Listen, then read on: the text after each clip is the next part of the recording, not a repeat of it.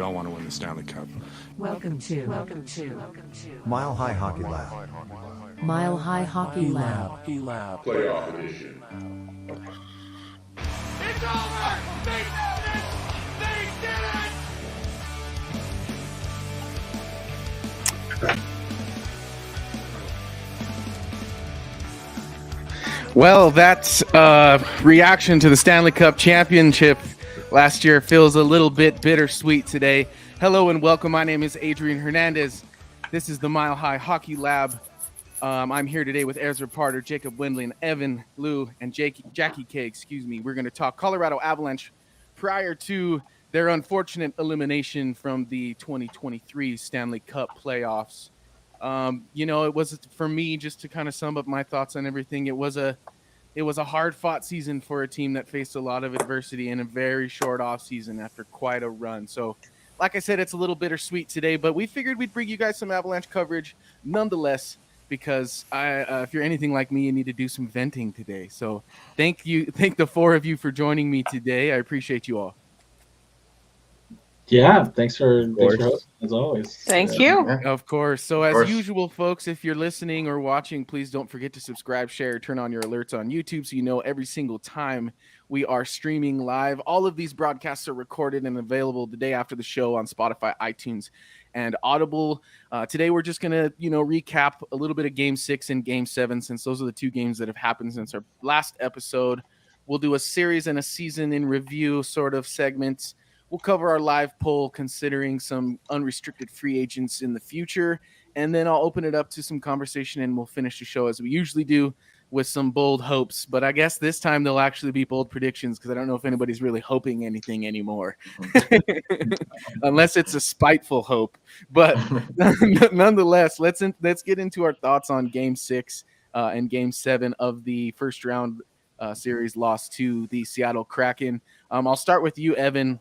I like to start with you every time. So I feel like every year the Avs get eliminated, you see a play kind of like Lekkonen's offside play that brings back a goal or just heavily influences momentum in a negative way for the Avalanche. Do you attribute that moment to a lack of attention, or do you see that as a little bit of a mental burnout for a team that was stretched kind of thin? Yeah, I think you could argue it as both, probably. Okay.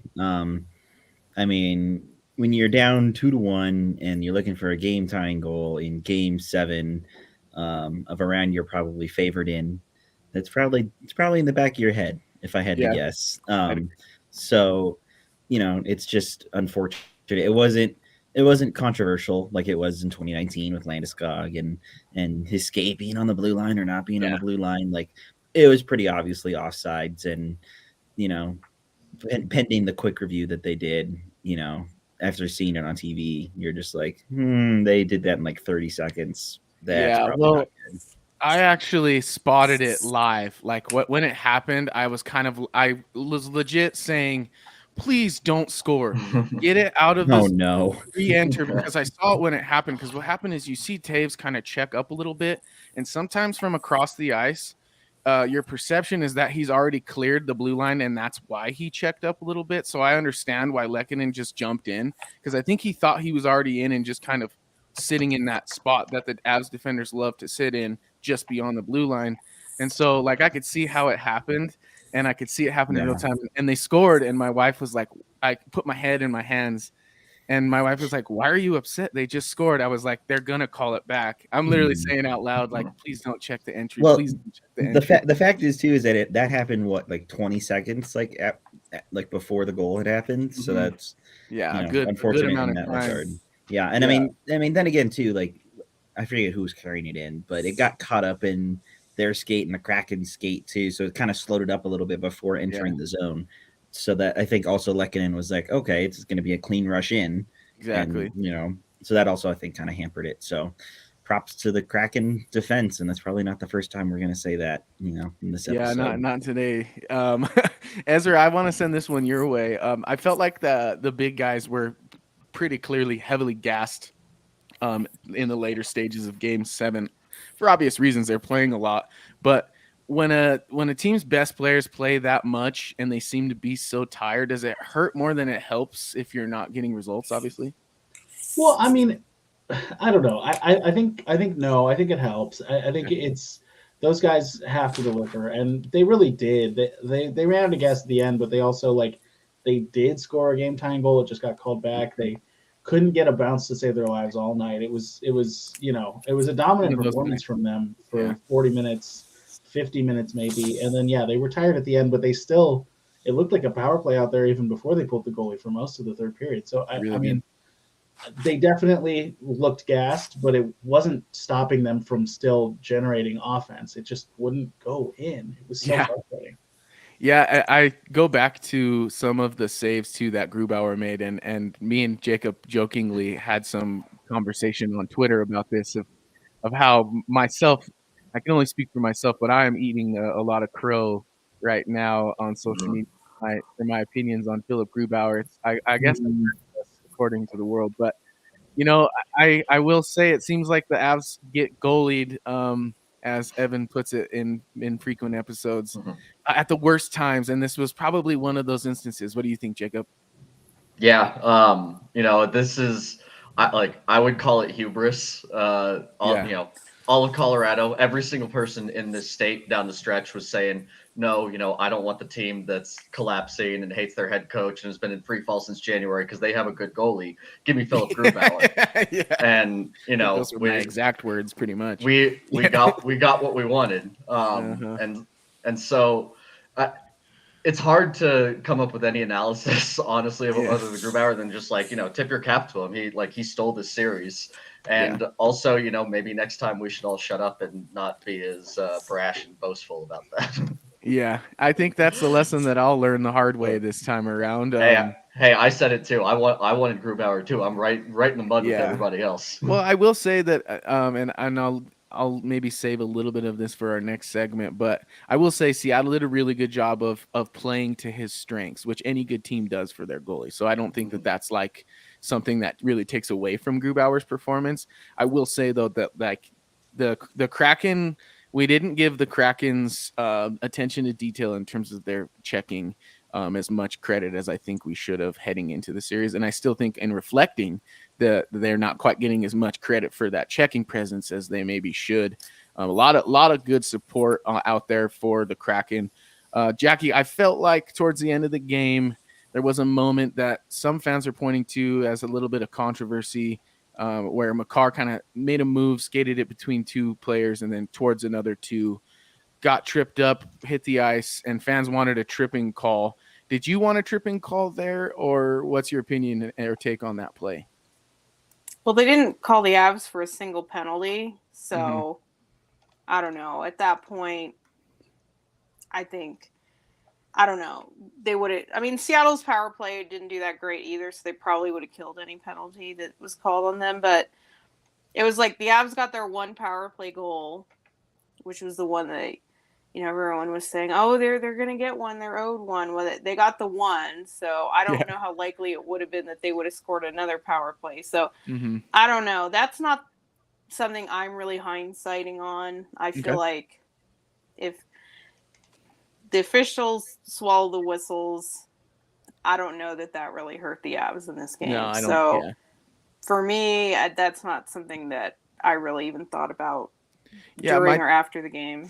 Yeah, my take on it was I think he was trying to make a play, and anytime you skate the puck into that many defenders, and in fairness, it seemed like he kind of had possession but sort of didn't. It was kind of in his skates. So I think, and in that moment, refs aren't going to make that call probably, because then it'll be the next biggest controversial call, and it's better just to make no call than to guess, I guess, in that moment. So I agree. I wasn't as big of a thing for me as it seemed to be after the game, especially from the altitude crew, and Riker in particular was very vocal in the moment that Makar was tripped or not tripped. Evan, what was your kind of takeaway from how Bednar seemed to handle Game 7 and how Bednar handled this series overall from your point of view? I mean, in all honesty, you can't really pin much on him with the amount of suffering and man games lost, not just in the series, but the entire season. I mean, what what he was able to achieve with this team was incredible. And that's something that should be praised, something that should be accounted for. He maybe should be in the Jack Adams conversation, but he probably won't be. But then again, another Boston coaches who maybe had a worse night than us. But yeah, yeah. Oh, but man. I mean, I definitely admire his passion and his kind of maturity, especially after that Game 7 loss. Proud of the guys, and that Miko said it himself. It's the weirdest season he's ever had in hockey. Like Kale too. Kale said he Yeah. doesn't think he'll ever experience a season like this. I hope he's right. I know, me too. Knock on wood for that, but Right. yeah, I mean that's just how it goes. So you can't really pin much on Bednar. No matter if you want to or not. Yeah, if you would have told me 2 weeks ago that the Boston Bruins, the Tampa Bay Lightning, and the Colorado Avalanche would have been eliminated already, I would have laughed at you. But that's the beauty of the Yeah. Stanley Cup playoffs and the reality of consequence when it comes to not having the full unit on your lineup. So I think for the Avs, I described it as them being a shadow of the championship team they were last year, and I think that's an accurate depiction of what we were working with. And based on that, for me, I'm not in agreement with some of the fans who see this as kind of a blown opportunity.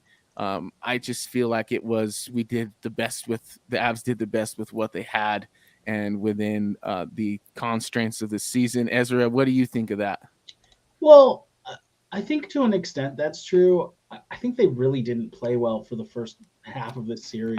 That's true. You have to look at that as a missed opportunity because this Kraken team was beatable. They played really well. I don't want to take anything away from them. They played really well. I'm interested to see what happens next. But this was a winnable series. If they just came out and played like they did in games 6 and 7 game 6 too, but mostly game 7 in game 1 and 2. So it's not really a lost season or anything. It's not a missed opportunity in that way. Like with everything going on, this was going to be a really tough repeat. Yeah. And repeats in general are really tough. So, it just compounds on itself. But it does. The fact that they went out on such a high note where they actually did play really well makes me feel better. But it also reminds me that they could have just played this well the whole series. So. Bingo. Uh-oh. We lost him. Well, we love the I have technical something I can difficulties. piggyback off there while we wait for a host to be back. Yeah. I'll substitute host. Go. That's true. I think where the missed opportunity comes from is that just another year with this core, and I don't think it's going to last as forever as people say. Oh, this core is locked up long term. Like it's not. Miko has 2 more years left. Taze has 1 more year left. And then if you think about it, Makar has 4, which 4 is a fair amount of time, but I wouldn't exactly call that locked up long term either. So this core might have a finite window. And so I can see the frustration where some people think that the McKinnon contract was like their last really big opportunity, which I disagree with that. I didn't think this was the year ever at like any point really to be the last hurrah. But it's just like the clock always does tick and you're not guaranteed chances forever. So even though to me, it looked clearly like they didn't really have it this year, but it's like you can't count on just having like 10 more chances either. Like every year is precious, I guess you could say. Yeah, that's true. And I think that's what was so impactful about what Cogliano likely had to say ahead of the Game 6 in Tampa last postseason was this doesn't happen as often as it feels like. Some of you guys are young and you've been in the playoffs a lot, but getting this close is something that doesn't happen that frequently. So I think that there's a lot of truth to that, Jackie. Like anytime you're in the playoffs and you don't make a good run, it's kind of a blown opportunity. I will say though that as we've alluded to already, the injuries played a huge factor in this season, especially in the postseason. And you mentioned too, like who knows how long the window is, especially considering we don't really know how Gabriel Landeskog is going to heal. We don't know how the Valeri Nichushkin situation is going to resolve. So some of the pieces that you considered your core that was locked up really aren't all that locked up in terms of their availability. So it does kind of feel a little bit like a lost opportunity, but also kind of just like feels like it just, like you said, wasn't our year from the get. And that can be often in times the case. But Jacob, getting back to Landeskog, do you feel like against the Kraken, someone like him in terms of his play style, like an elite net front presence that wins corner puck battles, would have been especially effective inside a series matchup with the Kraken? Yeah, I mean, I kind of thought that, physicality was kind of the defining trait of the series, and if I had to point to one thing that the Kraken did better than the Avs, is they were more physical. And up until Game 6, they were winning more battles in the corner. They were winning more net front battles, and I think that this was the type of series that they really, really missed Nichushkin and Landeskog, because the Seattle did a good job of clogging up the neutral zone and trying to limit the Avs skill players as much as they reasonably could. And this is the type of series where you really need those, hard-nosed sandpaper players to get in front of the net and score some greasy goals. Yeah. And I think that was really the defining feature of the series, was not having those two guys. Yeah, I was explaining it to my family earlier today that, like, Landeskog isn't just a guy who won't get pushed around in front of the net. He's the kind of guy who clears shooting lanes. He frees up other players to make the play. He also just doesn't get pushed around and let other people inhabit that space defensively, which I think was huge for the Avalanche in this postseason. Jackie, what are your thoughts? Do you agree with that? I mean, yeah, he's a good player, and he can score too, which is the other. Him and Nichushkin are that physical presence that they needed, but yeah, they're also somebody that they really could have leaned on to score. And it is sad that they were quote unquote healthy, I guess, or healthy for them to start the series, and they dropped Game 1. I think that's, they kind of lost it there from the beginning.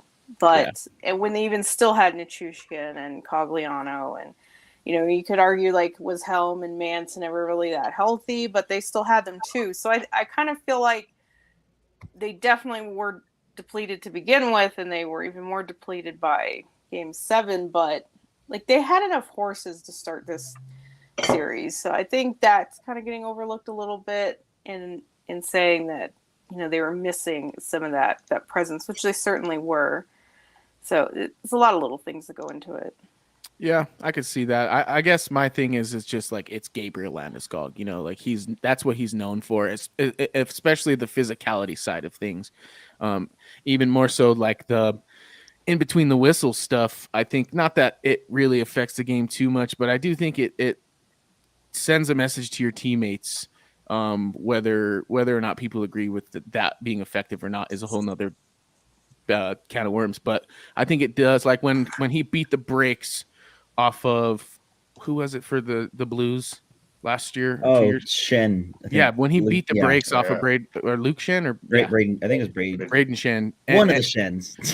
Obviously, it's not customary for guys to fight in the playoffs. We didn't see a single fight this series, but that sent a clear message to the rest of his team and the opposition that, like, hey, you're gonna do this. You're gonna do this one way, and it's gonna be the legit way. We're not gonna do this other stuff. And I think some of that kind of got. I don't know. I feel like that wasn't as prioritized, and rightfully so, because they were just trying to score first, basically, the entire series. So I don't know, what to really take away from that in terms of physicality, like Jacob mentioned. But Evan, how do you think the Kraken will fare going forward in the playoffs? That's a good question, because I've just kind of put them as an afterthought at this point, because I'm just like about it. Yeah. But naturally. I think for the majority of the rest of the league, maybe not Avs fans, is that they're still like the sweethearts, like the still the ones that can come in and kind of do anything. Yeah. They're definitely going to give Dallas their best shot, and Dallas is definitely going to give them their best shot. So, I could see that series going either way. And yeah. I think that's all I have to say about that. Ezra, what about you? What do you think? Well, the Kraken are my number 2 team. This is really tough because I want to be mad at them, but it's like, how can you be mad at a baby, So So the baby just punched me in the face and Yeah. laughed after. the baby just punched his older brother. In the Yeah, face. exactly. You can't be doing that, but also it's cute, you know. Yeah. This is a tricky spot for me because I want to be more mad than I am. Okay. I'm obviously mad about the Avalanche not going farther, but I'm not mad at the Kraken, if that makes sense. So for me, I'd love to see how they stack up with Dallas. I think if they can manage to beat the Avalanche and then the Stars, that's a lot of wind in your sails, you know. And I'm not too big on the Oilers. I was wrong that I thought the Kings would beat them. I was wrong about that. I was wrong about a lot of things in the first round. But You and the rest of the world. yeah, for real. But I'd be curious to see what the Kraken can do. I don't think that it's very rare that a team that is based around depth and not around stars wins a cup. But the Blues did it a couple years back, unless we count Ryan O'Reilly as a star, I guess. But and you know, this Kraken team is built like that team, where they get contributions from everywhere. The defense is solid, and the goalie is kind of bad but good for stretches. So, you know, we'll see how it turns out. I think if they can beat Dallas, they can keep going, but it's hard. I'd pick Dallas in that series for sure. Okay, fair enough. Jackie, what about you? What do you think? Well, Dallas is still our division rival, so you can't wish any good for them, right? I love it. Even if Seattle is annoying at this point, it's like, yeah, go do the thing then, because it's true. There really isn't that much animosity. They're not a rival. And in a way, doesn't it make you feel better if at least you're beat by somebody that accomplishes something? I never know how I really feel about that. Like, that's always the question. Like, do you want the team that beats you to go on to win it all? Is that some affirmation of your ability? I've always wondered. That's a good point. I think it matters how much of a rival they are. Okay. And Seattle's not a rival. Yeah. So it's more like, okay, we'll go do the thing. Like, it would be hilarious if they're the first team to win the division that they don't belong to. That hasn't happened yet. Oh, that's a good point. That is a really good point. Yeah, that's hilarious. So that would be kind of funny. And so, yeah, there's like no part of me that really wishes Dallas does well. So you're rooting for the Kraken. I mean, yeah, okay. Yeah. I think that's a lifer's point of view. You know, that's a you've been a fan for a while, so now you see the big picture and not just what you just got hit in the face with. So that's pretty cool. Jacob, what about you? What do you think?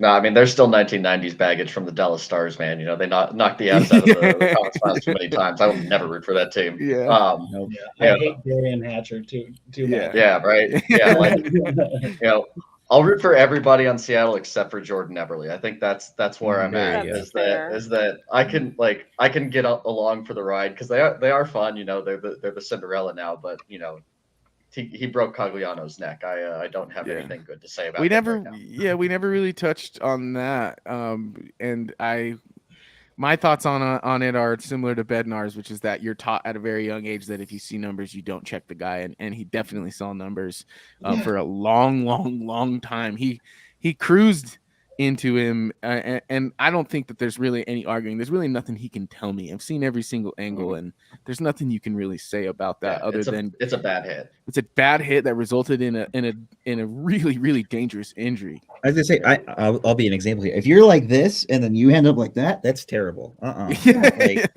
Yeah. And go ahead, Jackie. Go ahead. I was gonna say the biggest problem with it for me is that it's not like it was a missed call necessarily. It's that the NHL thinks a hit like that is a 2-minute penalty. Yeah. Mm-hmm. Like, scary. There hasn't even been an explanation of, well, what would it have needed to be a major or a suspension? Right. And I don't know. I guess if it's late, maybe that's the only thing they care about. Well, I think the problem that he came back into the game, because this is how the Department of Player Safety and Which you know is extreme ridiculous. quotation marks thinks is that because he came back, therefore they don't have to suspend. I guarantee you, if Cogliano had missed that game and then they announced the next morning that he has a broken neck, Eberle is definitely suspended for Game 7 because that's just I don't how know, because they never took the hit seriously to begin with. Like, it wasn't like the Makar thing. They didn't even call it a major and review it, which they've been doing with a lot of hits this year.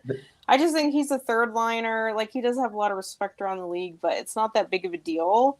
I think if it had been like Mikko, that gets more attention, and then if he can't continue on, I think that definitely raises some red flags. But I just think they felt like it was appropriately punished, and everybody was moving on anyway. The night before, I don't remember the game, I don't remember the players, but there was a very similar hit, and I was in our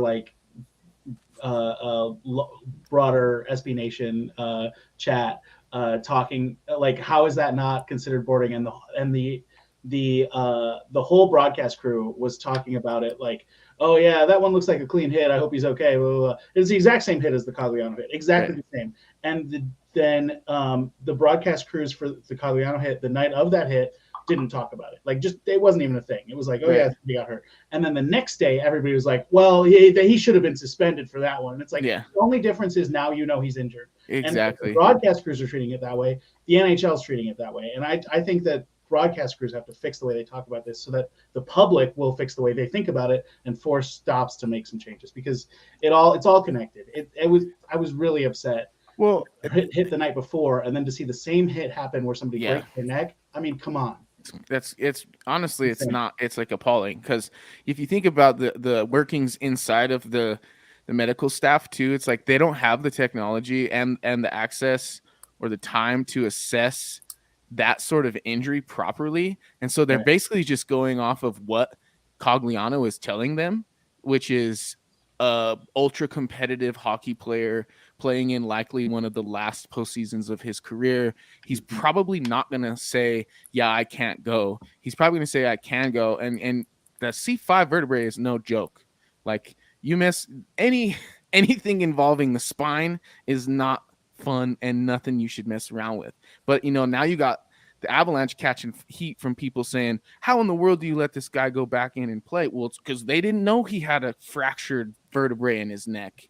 And he wasn't going to communicate that to anybody because he doesn't know either. He just knows he got hit illegally into the boards and he wants to go right back out there. So it's really just a poorly set up situation by the league. I even mentioned, like, and this, I hope this doesn't get taken as whiny, because I think this about all of the plays that have happened that have been really wishy-washy suspensions. Like, when does the NHLPA have the ability to sue NHL player safety? Because there's a lack of consistency, and here's a direct example of, like, you put in quotations, Ezra, player safety.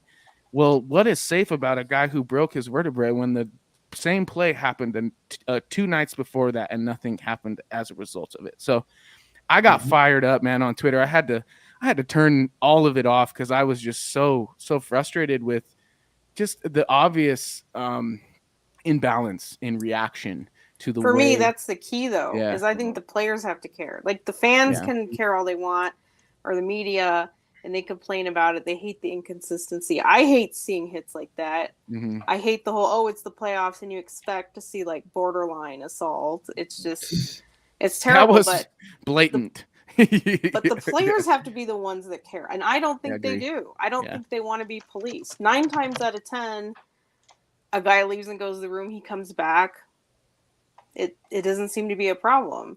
Or 9 times out of 10, it's a really ugly hit and he pops up and everyone goes on with their life. Like, I don't think the players want to be scrutinized that closely because it's not just, as we've seen, it's not just our guys getting hit, it's how are our guys getting scrutinized and on and on. And I'm all for consistency, and I don't like head contact at all. I don't care if it's incidental or not. I think that start with that and make it a penalty and see what kind of change we can make. But until the players really stand on the soapbox and get their new PA head to really take a stand, like, they're not even talking about it. Right. Like, they just care about escrow. They don't even care about these inconsistencies. So it's like, why are we making this big issue of it if they're not going to be the ones that care about it?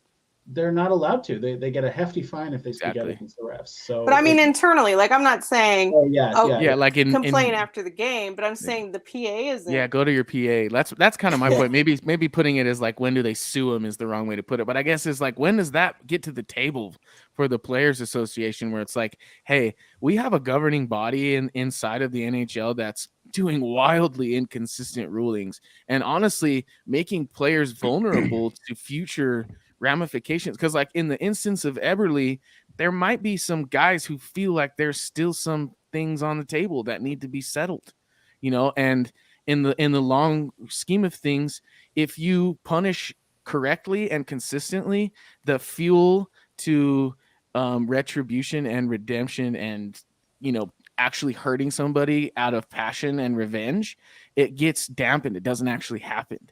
So it's like the way that this entity is supposed to work and it's functioning, it doesn't actually fulfill that function currently. So I think there's a lot to be looked at in terms of that. And I was just like you guys. I really felt that it was not a good look for the entire league just based on how that situation was handled. But moving on, a lot of fans were just in general bittersweet, had a bittersweet reaction to this season ending. A lot of them said kind of like, well, at least it's over, because holy moly, this was just a train wreck and an up and down sort of thing. Do you guys share that sentiment? I'll start with you, Evan. Yeah, I mean, go look at the 10 plus tweets that I sent last night on Mile High Hockey after the loss ended. I mean, I was trying to be as rational as I could. And I mean, when you look at it, like over 500 games, man lost 500 man game. Some it's English one of those is hard. One of those ones combined between the regular season and the postseason. And, nobody saw Nichushkin having to step away from the team. And, like it is what it is, honestly, at this point. And, like I've said, and like like a lot of other people have said, like, yeah, like it still hurts to lose in the playoffs. It still hurts. I woke up this morning and I was like, yeah, you get that draining feeling, right? But it will help the Avs prepare then for next season, of course, and maybe try and set some things straight off the ice, maybe get some more clarification whenever they have their final press conference of the year, maybe in the next few days. And just get rested and get sorted then for the off season with whatever moves come along, and resting up for October. Yeah, I liken the days following a playoff loss to the days following a breakup, where you see all the pictures and the hair tie on the bedside table, and it just reminds you of what you had and what you don't have anymore. It's definitely times like these that make last year's cup even a little bit more sweeter. You mentioned a little bit about kind of some of the topics heading into the off season, and I'll use that as a segue into our live poll of the week. And if you don't already, please head on over to Twitter and follow us there. We can be followed at MHH_lab, and the whole Mile High Hockey site is at Mile High Hockey. This week's live poll, I wanted to focus on some of the unrestricted free agents, that the Avalanche will have to deal with this offseason. And I gave 3 options, but there I think are like 5 or 6 considering veterans, maybe even 7 actually. But I started with JT Compher, Evan Rodriguez, Lars Eller, and the question is, which unrestricted free agent do the Avs prioritize this offseason? Ezra, I'll start with you. What's your answer to the poll and why? Well, I kind of see all those guys as probably gone. Okay. Evan Rodriguez seems the most retainable to me. I just think with the season Compher had, he probably priced himself out. He's going to get paid like a 2C somewhere else, and the Avalanche need to focus on finding the answer at 2C, because it proved in the playoffs not to be him. Somebody who can elevate that line regardless of the wingers on it is the thing that I think they need to focus on. Even if, honestly, it could be a winger. It doesn't have to be center, but somebody who can be like the anchor of the second line, or a third line. I don't know. I guess I'm talking in circles here, but I know what you mean, though. I know what you mean. My point is, like, you basically need to fill 2 holes now, because you don't see Compher coming back as a 3C. Right. Yeah, I don't see him coming back as a 3C. I see Newhook as a middle 6 center. I see a hole at middle 6 center that they need to fill, and I don't think that Compher or Rodriguez are the guy that change things going forward. I I don't know. I don't know. I'm not that. I don't think that most of the UFAs are coming back.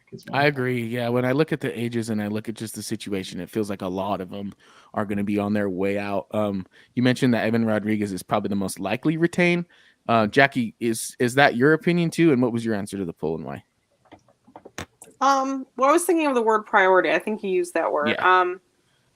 Because I think Eller is going to be the easiest to retain. I just think they've already set that precedent where if they're spending a second round pick on a guy, they probably want him to stick around. And like, what options is Eller really going to have? You know, like he just doesn't score whatsoever. Like he's going to have to get priced in the category of depth guy that you don't expect a single point from. So that's not going to cost that much. So I think, I don't know. I just feel like there's kind of an understanding when you spend that much to trade for a guy. Probably going to bring him back. And yeah, and he's probably not going to cost that much. So I feel like he's kind of the easiest. But, you know, Rodriguez, I could see as somebody that isn't going to cost as much as Comfer. Like he didn't beat his career highs or anything like that. So he was looking for that like 4x4 and he didn't get it.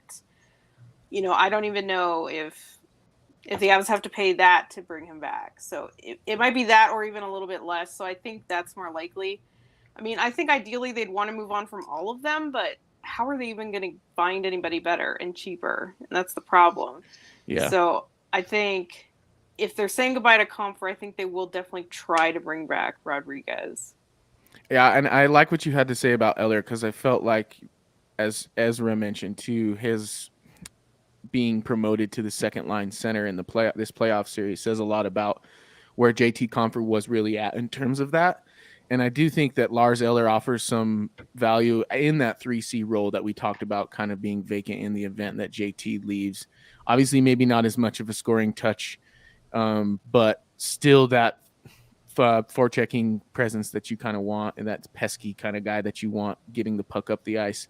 I will say though that Rodriguez, to me, I love the guy. I just felt like we saw some of the things in his game that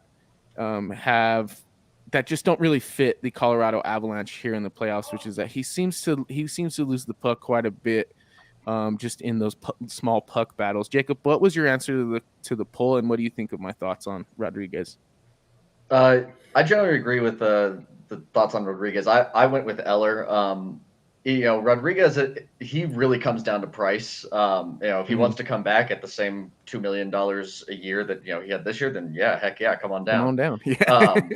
But you know, if he wants, yeah, if he wants, he's earned a larger deal than that. And I think that like one of the issues that the Avs have going forward is term. Is they have, you know, all of their core stars are signed for a really long time, and they need to generate some flexibility around those core pieces. And so I think that's what would make Eller attractive, is that, you know, at most he gets 3 years, I would think, and I'd be even surprised if he got that.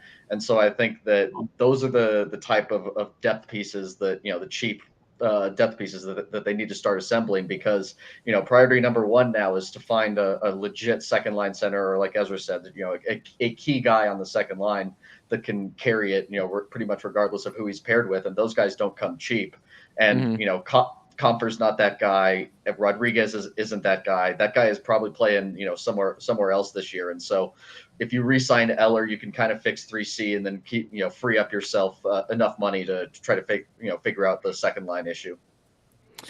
Yeah, that makes sense too, because if you think about it, with all these veterans leaving on unrestricted free agent status, you should see some money free up, at least a little bit.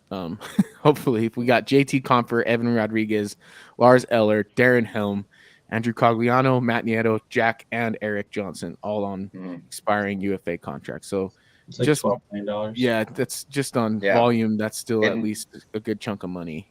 And if they stick Landeskog on long-term IR, it's roughly about $20 million in cap room that they'll have going into next year. Right, which is a little more ideal than the situation was in, I feel like, in the free agent window and then the trade deadline window last year. So hopefully they'll have the ability to weaponize that money in a way that they can build, because they've already kind of hinted towards that. Bednar, even right after the game, was like, hopefully we have the same core hopefully we can get the right guys around them, which I think was kind of a tell, was him saying this team is probably going to look a lot different next year. Evan, what does that different look like to you if the Avs want to be a threat? Like, what needs to change for the Avalanche? And by threat, I mean back to Stanley Cup contention. Yeah, that's a loaded question because I feel like you could point at a few things. I mean, I think that the depth is kind of the big part there, and I looking at that list of UFAs, I think maybe one, max two are gonna stay. Yeah, agree. Like I don't think I think Helm, Cogliano, and both Johnsons are probably retiring. I mean, you saw Eric Johnson's comments last night, and his eyes are red, emotional. I think that picture kind of speaks for itself, which is sad to say. Rodriguez, I agree. Like, he started off fine, but he kind of just teetered off from there. Compher's outpriced himself. I think it would be one of Eller or Nieto that would come back, and I think that would kind of be it. So then otherwise, then it would be finding somebody on that second line who can elevate it, and maybe like a third line replacement if they somehow find a way to bring somebody up from the Eagles and promote them full time, maybe like a Maltsev who's done really well recently as of late. I was at the Eagles game on Thursday, scored the game winning goal, like I think 3 minutes left. So good on him. I think he's had a really good playoffs too. I think Jackie would know the answer more so to that one, but I'll get it. We're not ending this podcast without me talking about the development system. Great. Then I'll save my comments for you then, Jackie, because I don't know if they could find a way to promote one of Myers or Maltsev, up to the Avs full time. Maybe that will do something, but that depends a lot on the farm system. Yeah, I think Myers will probably get his day. I do think it's a tough go for that kid who just looked like had an instinctful reaction to a puck in the air and just punched it right into the net over his own goalie. And you could see him immediately look to the sky like, damn it, that's going to be one of those ones for the rest of my life that I dream about and have nightmares in a cold sweat to. But you mentioned the Johnson & Johnson retiring, as well as Darren Helm and Andrew Cogliano. I think Cogs is probably a safe bet right now. Ezra, what do you think of those guys? Do you think you agree with Evan that most of them will probably retire? Yeah, I mean, I think we saw with Helm that his health is just not. He can't keep playing, I don't think. And Cogliano, I mean, that guy, he's not going to give it up easily. He's going to try to get back from. What a warrior! Also, dude, you broke your neck. Maybe call it a day. Yeah, exactly. And worry about your health off ice first, please. Right, exactly. Yeah. And EJ, I mean, man, love the guy. I don't want to trash the guy. It's not fair, but he can't skate anymore. He can't do it. He needs to retire. It's time. Jack Johnson, honestly, I could see him going another year. He's played better this year than last year. I think he's got another year or two in the tank, maybe. But yeah, I would like to see the team move on from Helm, Cogliano, and Eric Johnson, regardless. Probably Jack Johnson too, but and pull the same thing as last year if they want him back. But I want to circle back to Eller real quick because I see like Eller, if he is a replacement for Helm, Cogliano, not an addition to those guys, great. But we can't have a 35-year-old fourth line. It's not going to work. So yeah, that's my thoughts on that.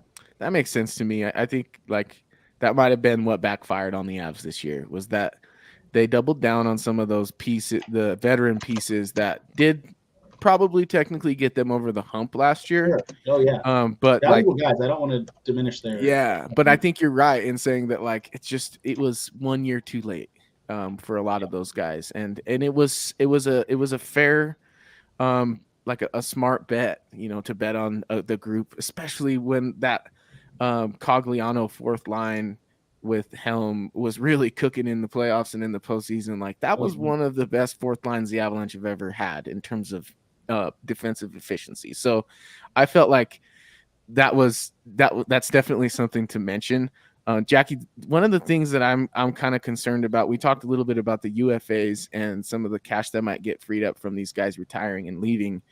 But there are a couple RFAs that are going to need some tending to, technically a few, but two that I think are really important, which are Bowen Byram and Alex Newhook. Tell me, how do you foresee those negotiations going? And what kind of numbers are we looking at in your estimation? Well, with Byram, I tell everybody to prepare for that contract to potentially be the one that takes the longest. I'm talking like September. Okay. And I mean, it would be fantastic if he signed quickly. I think that number would give them a lot of cost certainty, but it just doesn't work like that for top end RFAs. Yeah. You see those guys going into September. I just hope to God he doesn't hold out. Like Nico held out. You know, you look at like Jason Robertson missed part of camp. Like it just happens and it sucks and I hate it, but I'm just telling people be prepared for it because that's not going to be an easy contract to sign, and it's going to be a big one for the team. So, I've been looking it up and I am going to write a piece about it because I think it is important to talk about. Just what the options are. I think even if they do a bridge deal on him, we're still looking at $4 to $5 million. His comparables are in that range. And I know people say, well, he hasn't played a lot. Well, when his comparables signed their contracts, they didn't exactly have the longest resumes either. You know, I'm talking about like McAvoy, who burned the first year of his deal, you know, and then Byram has a lot of things that those guys don't. He has 10 goals in half a season. He has a huge role in the Stanley Cup Finals, you know, on and on and on. So there's a lot of talking points for his agent when it comes to that deal. So that's my thoughts on him. Like long term would probably be like 7-8ish, and I think the Avs would be better off signing that. I just don't know if they even can right now. As far as Newhook, I think he's like $2 to $3 million. I guess the speed on that depends if the Avs think he's trade bait or not. I kind of don't think so, but if they want an upgrade, like even to replace the guys that we're going to lose, much less an upgrade, much less a real second liner, are you going to be able to do that without using him? Like they only have about 3 trade chips. Yeah. So what are we talking about here? But if they do sign, like I said, about $2 to $3 million, probably on like a 2-year deal, which I think is fair. And again, he's an RFA. Sometimes those take a really long time. The others, like a lot of their, not prospects, like minor leaguers, have arbitration rights, which in a way is good because it speeds up the process. Gotcha. I think it's ridiculous somebody that's played like 10 games in the NHL has arbitration rights just because of their age. Yeah. And guys like Byram and Newhook don't even though they've been full-time NHLers, but just because they signed ELCs when they were 19 or 20, I think it's ridiculous. But what do you think of the Dennis Malgin situation? Because that's a little bit different. That one reminds me a lot of Obi Cabell from last year. Like he had arbitration rights, and that was one of the reasons why the Avs didn't qualify. I think that was a mistake. I think they needed what he could provide for $1 million, and I think they finally got that with Malgin. So are they going to learn from their mistake, or are they going to look at it the same way and say, we can't risk this guy taking us to arbitration? So maybe if they can get him signed before that happens, because they're going to need to sign somebody. So, you know, for him, you hope you can get him around $1 million. Like the Avs just can't pay for more than that. So I guess we'll just see what he wants, if he really wants to come back or not. Yeah, and if like Jackie says, Jacob, if Byram comes back long term and at that 7 million or 6 to 7 million area, what do you think that means to the balance of the rest of the lineup? Like, are we going to sacrifice some depth because we got quite a bit of money tied up at that point with not so many players? What are your thoughts? I mean, there's two. As far as roster construction goes, there's 2 big questions in the way, and it's Landeskog and Nichushkin. You know, is Landeskog going to play it all next year? If not, stick him on long-term IR. and now all of a sudden you free up a significant amount of money. You know, with Nichushkin, do you expect him to play next year? If so, then you know maybe you can splurge on a second line center. If not, then maybe you do have to use that money to start, you know, sign a bunch of Evan Rodriguez types at $2 million, $3 million for 1 year, and try to cobble together a middle six. You know, one of the big wish list on every Avs fan bucket list is Sidney Crosby, right? Like there's the Nathan McKinnon connection.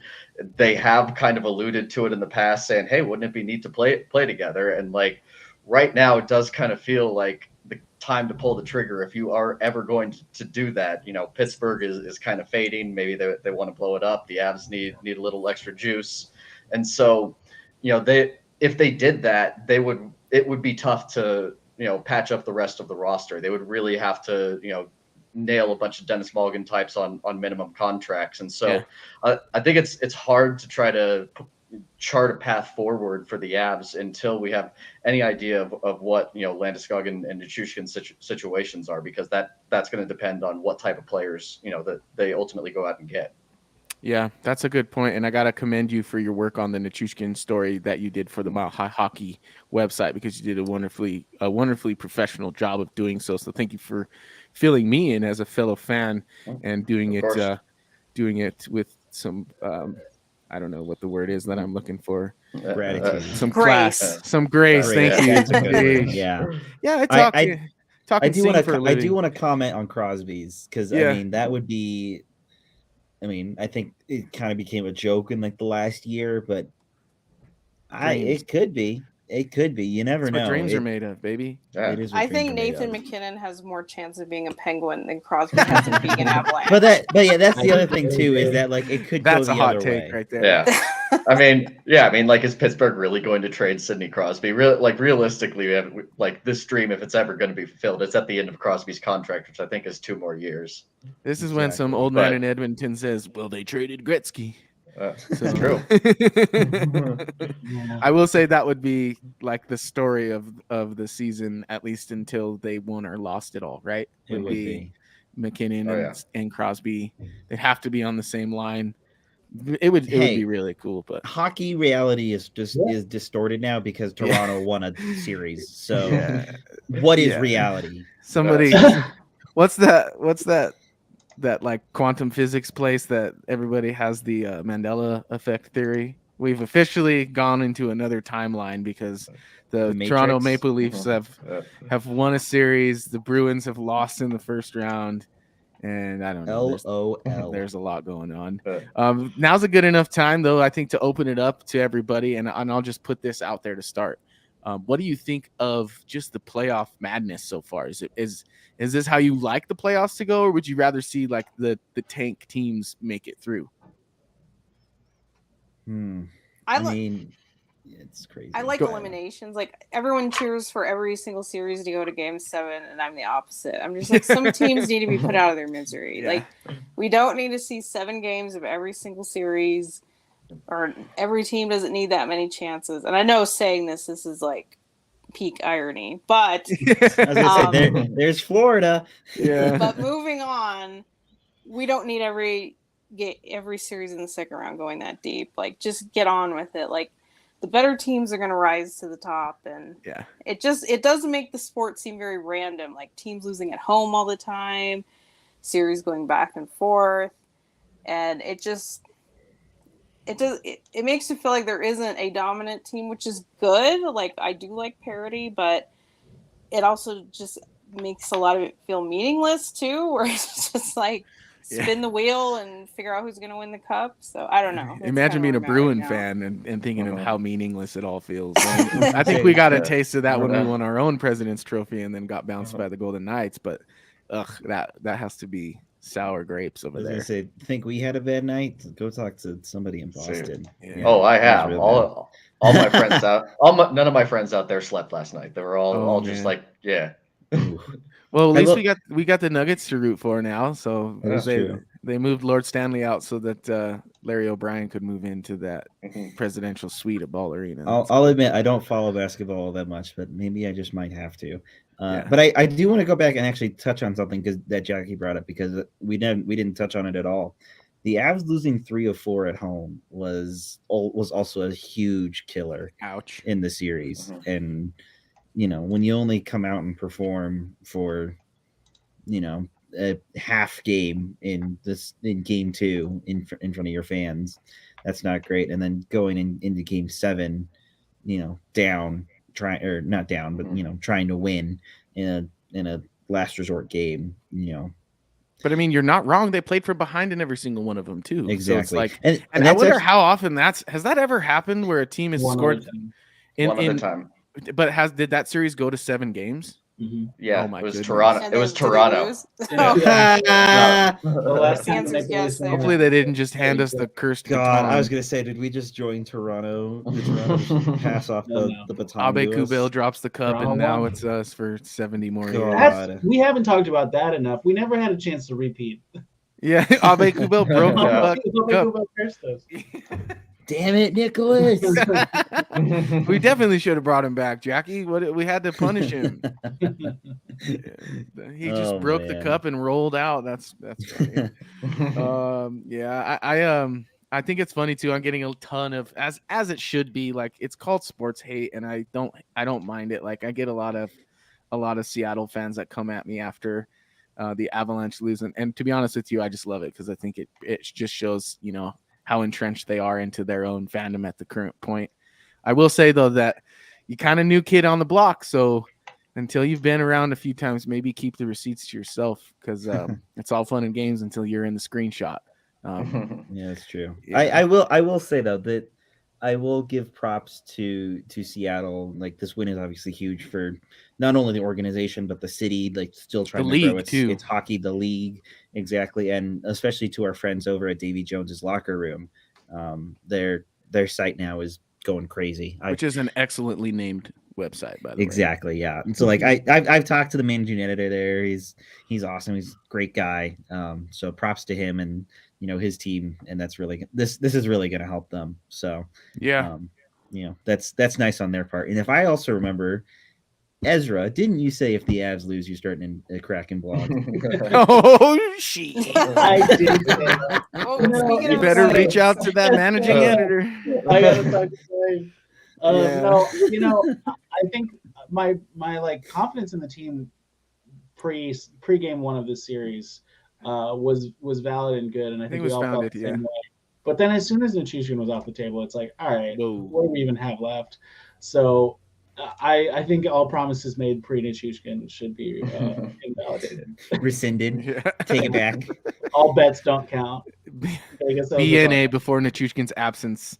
Yeah. I mean, actually, oh, sorry, Evan, go ahead. I was gonna say, like no one probably could have seen that one coming, and it's just something that is unfortunate. And I think we said it last week too, is that we obviously just hope for the best, of course, with all the new details that came out about it. So is what it is at this point. Nothing we or anybody else can really do about it. No.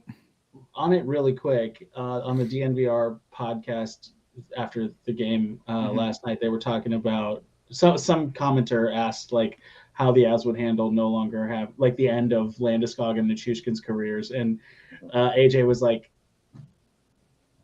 Nichushkin will be back. It made me think like, oh, he knows something that he can't say yet. Seems like it. So I don't know. It seems like it feels like there's two. We'll see. Yeah, it feels like there's two bodies of people who have access to the same information. One that's not sharing all of it, but some of it, most of it, and another that's sharing none of it, which I don't know. I think the NVR is kind of falling in the none of it side, which I think is respectful because they took a stance early and they've stuck to it, and that's fine. Yeah. I will say with that situation, man, transparency is pretty important though when it comes to these times, because you see how big of a distraction it becomes to the rest of the team when the question coming into game 7 and game 6, some of them aren't even about the game, and that's never what you want in the postseason, no matter the circumstances. And like Evan alluded to, we wish everyone involved nothing but the best, but from a sports point of view, that's not something you really want to deal with in the postseason. So hopefully that settles. I agree though. Like I think Nichushkin will be back. I think the fact that we haven't been told a lot probably has to do with when he comes back, right? And hopefully we'll get more with that final press conference that they'll have here. There will not be one. There won't be one? You don't think they're going to have one at all, or they already announced? They haven't had one in the 10 years that I've been following it closely. So really, wow. Okay, they run and hide, and I don't know how they were allowed to get away with it. Every other team in sports, like the Colorado Rockies, have an season-ending press conference, even though they're completely irrelevant and nobody wants to hear what they have to say, but they still do it. And they have an end of season interview after paying another team to take their best player ever. Yeah, well, their end of season interview is, "Oh no, we suck again." But please come back. If even that team has a shred of accountability. Well, I can't. Yeah. Right. And then the Avs don't. Yeah. Well, then maybe I lied. Maybe it won't be. Neither won't be one then. Wow. Like, even if there's some kind of, well, I know there won't be a press conference, but even if there's some kind of like final comment report, there's nothing. I'm telling you. It won't be about Nichushkin. That's going to be Especially since the Seattle police say there's no criminal investigation there, and so like that would be the pressure point for them to say something if there was some sort of criminal investigation. So as long as there's no criminal investigation, I don't think we're going to hear a word about him until I just can't wait for Val's book about this to come out. Yeah. There's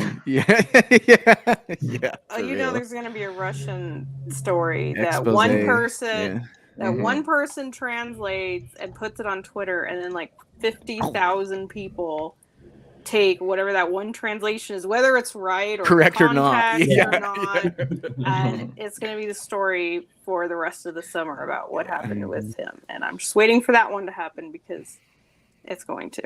Well, that's a good segue into our final segment of the show. Bold strategy, Cotton. Let's see if it pays off. Predictions. It is officially bold predictions.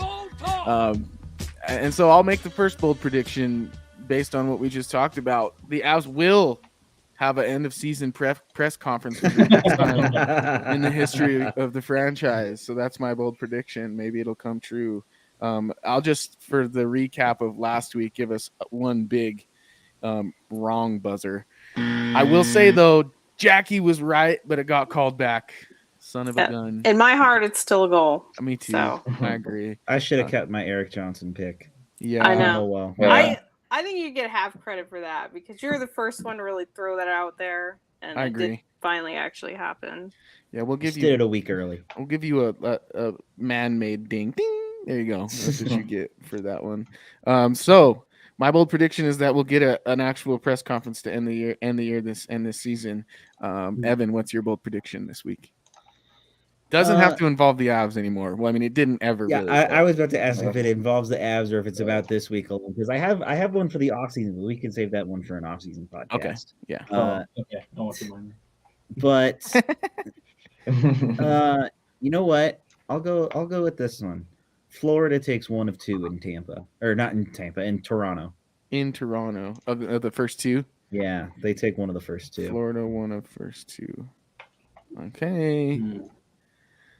You know, I will like the Sirius satellite. I think it was Scott Laughlin, maybe, was just absolutely roasting Tkachuk 4 days ago about how he's got all the in between the whistle stuff, but none of what really counts. And then, whoops, here we are today, and Matthew Tkachuk's kind of like the toast of the town. But that's just, I think it's funny whenever that happens because I've always liked Tkachuk. I do think like he's one of those dudes where you love him if he's on your team and you hate him if he's not. And those are usually my favorite players. So I think if he was an Avalanche, he would probably be my favorite player. Ezra, what's your bold prediction? I'm going to say the Rangers dominate the Devils tonight. It's not close. And then they don't lose another game this week. Whew. Wow. Ooh. I'm back in my lone remaining cup contender from my bracket. Oh, yeah. The bracket can't be busted this Oh, soon. my bracket's so I'm toast. busted. I'm toast. Yeah. Same. I had Avs and Bruins in the final, so how's that going for me? I had Rangers winning over the Avs. So I did. I was just gonna say I did have the Devils beating the Rangers, and I did have. Well, I also had the Kings beating the Oilers, so that one kind of blew up in my face as well. Jackie, what's your bold prediction this week? Let's see. That Toronto and Edmonton meet in the Cup, and then we can all turn it off and ignore the entirety of the Canadian media and their fans and Twitter, and just move on with their lives. Just mute. Mute. Just mute it all. Let them attack each other. Let the world explode. Oh man! I will say though, those things would be so fun to watch. Oh man, yeah. Like the media part of it will suck, but the games, oh man, that'd be fun. We've already transcended into chaos. That would be full chaos. Canada would blow up. So I hate to be the guy that I always talk crap about, but I'm going to talk about the Leafs right now on the Avs podcast. Do you think similarly to the Avs that victory kind of is a monkey off their back? Like the Avs won the second round, and I think they didn't really. I don't feel like there was a similar environment, at least among the fans, even after that round. Do you think that's a monkey off their back, or is it still tough?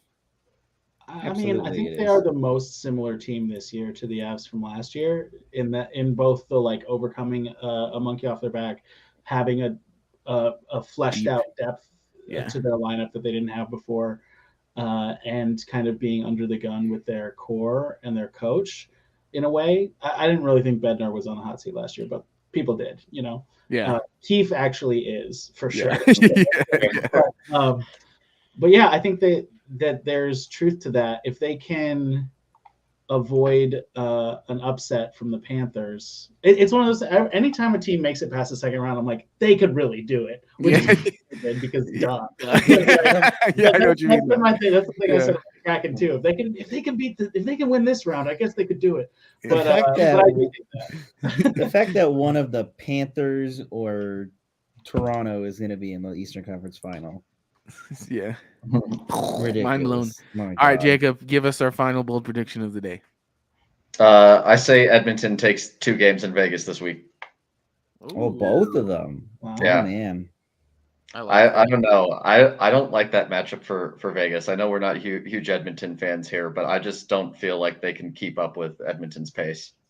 I like that pick, though. I like that pick. That's a good pick. Jackie, can you do me a favor and give me one that'll resolve this week? A bold prediction, because that one will be a couple weeks away if Edmonton and well, okay, Carolina was my Stanley Cup pick. I believe I had them facing Vegas. Okay. So I think I'm still alive. But Yeah. I guess I got it back. I guess my team now, which is Carolina, which I've always liked them, so I'm cool with that. Let's say I'm not really sure how many games. Probably played 3 games, so I'll say I guess all 3.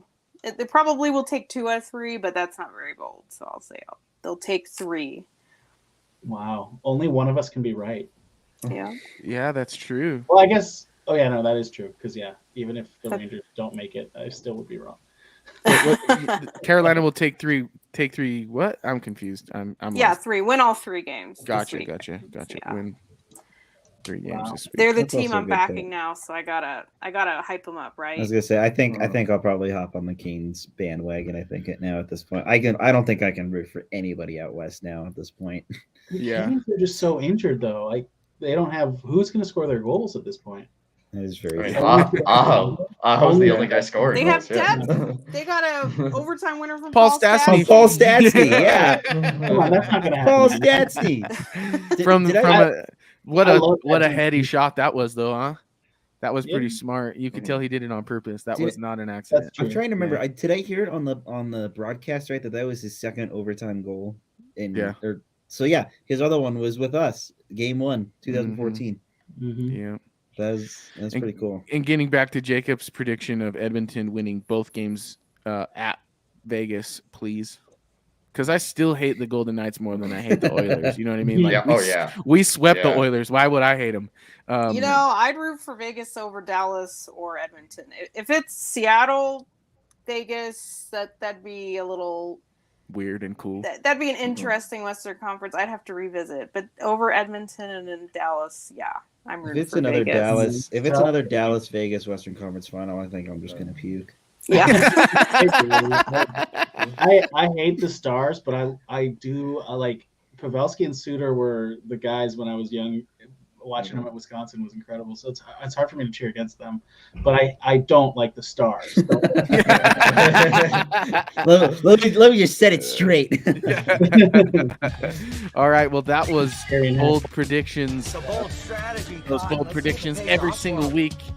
Just trying to put our foot in our mouth as often as we can, pretty much around here. So if you enjoyed that segment, feel free to hit us up on Twitter and on all of our social platforms and give us your bold prediction. Maybe we'll talk about it on the show next week.